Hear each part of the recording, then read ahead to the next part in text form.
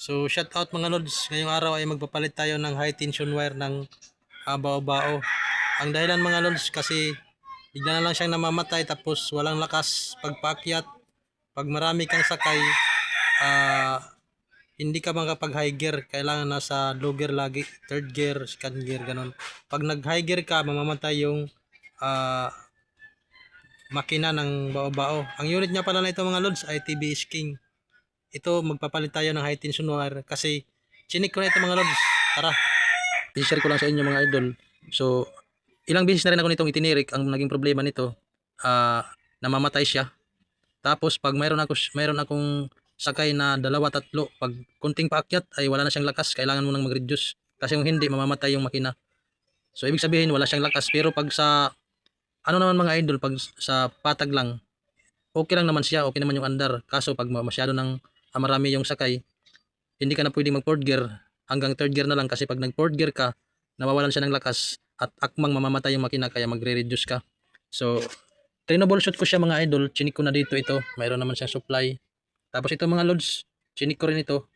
Doon ko nakita na pag nagtitesting ako ng spark plug, mayroon siyang kuryente pero mahina, tamang-tama lang na makapaandar ng atin makina. Kaya ang ginawa ko nito mga idol, ayan. So, chinik ko yan dito mga loads. Iniikot lang kasi ito mga idol, iniikot na ito sa pagtanggal, ayan. Hindi ka na nga. So, yan mga loads, iniikot lang yan mga loads. Tapos dito, kung napapansin nyo, ayan, sunog siya. Ang ginagawa ko dito mga idol, pinuputulan ko lang ito para ma-refresh siya ba, para yung stranded na wire ay maging bago. So, tumatakbo siya ulit, gumagana ulit. Pero mga ilang araw lang, bumabalik na naman yung sakit. So, ito naman mga idol, walang problema. So, dito ko lang talaga nakita yung problema itong wire na ito. Ang tawag nga pala dito ay high tension wire. So, papalitan ko ito mga idol. Ayan. So, ang kagandahan nito mga idol, hindi lahat ng TBS ay ganito yung ignition coil niya. Yung iba mga loads, pag nagpalit ka nito, buo yan, papalitan mo. So, pwede naman siguro i-modified pero hindi pa ako nakapag-try. Putulin lang dito tapos bumili lang kayo nito. Kung maganda pa naman yung kagaya nito, maganda pa yan mga idol, oh. Yung bronze niya, hindi pa siya sunog. Pagdating kasi dito mga idol, sunog na siya yan, sunog na. Idol, ah. Ito mga idol, napapatagpo pa niya yung makina natin, napapaandar pa niya. Pero ang problema nito talaga, low power. Ang pagpaakyat ng mga idol, wala na. Hindi na kaya pag may sakay, hindi na siya makaakyat ng maayos. Pero sa patag, okay naman yung takbo. So ibig sabihin, ito talaga yung problema.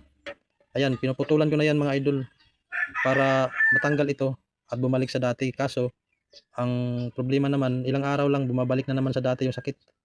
Kaya ito yung binili ko mga idol. Ayan. Ito siya. So ikakabit lang natin ito mga lods.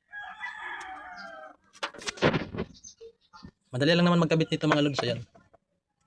Pasok ko lang siya dyan. Tapos ikutin.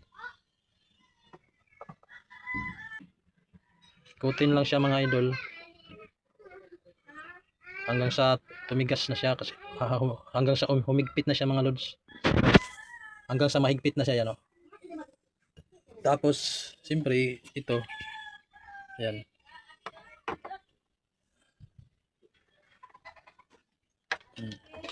So bali ganyan siya mga lods. Kung nakikita ninyo. So ngayon na idol, titesting natin. So normal nito mga idol, magkakaroon talaga ito ng check engine. Kasi ginalaw natin yung ignition coil. Ayan.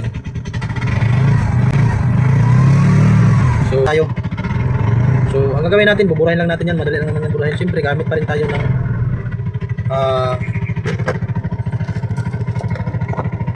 ito yung atin maiwagang kristal mga idol.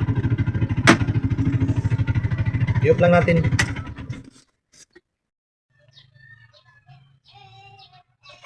Ayan mga lods, i-on lang natin yan mga idol. Ayan.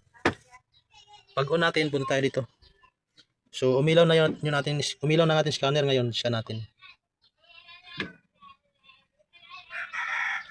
So mayroon siyang, ayan.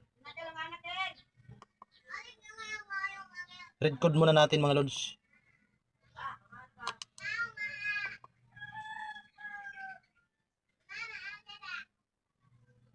Ay, na-iris na kagad. Mali. Okay lang yan mga idol, na-iris na natin kagad. Ayan o. Hindi na natin ni-red ko, diretso na tayo iris. Ayan. So, paano rin lang natin.